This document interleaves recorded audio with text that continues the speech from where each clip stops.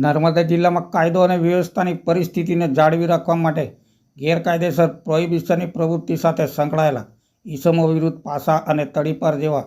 અટકાયતી પગલાં લેવા જિલ્લા પોલીસ વડાએ આપેલ સૂચના મુજબ ઇન્ચાર્જ પોલીસ ઇન્સ્પેક્ટર જે.એમ. લટા સાગબારા પોલીસ સ્ટેશનના હોય Sagbara police station prohibition act મુજબ દાખલ થયેલ ગુનામાં ₹2,88,000નો મોટી માત્રાનો પ્રોહિબિશન મુદ્દામાલ કબજે કરવામાં આવેલ, જે ગુનામાં સંકળાયેલા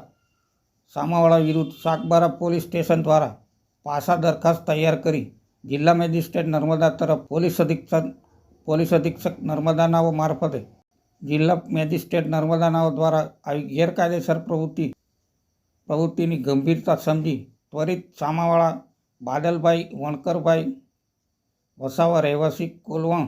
તાલુકો સાગબારા જિલ્લા નર્મદા વિરુદ્ધ પાસા વોરંટ ઇસ્યુ કરવામાં આવેલ, જે અનુસંધાને સામાવાળાને ભાવનગર જિલ્લા જેલ ખાતે મોકલી આપવામાં આવ્યો છે।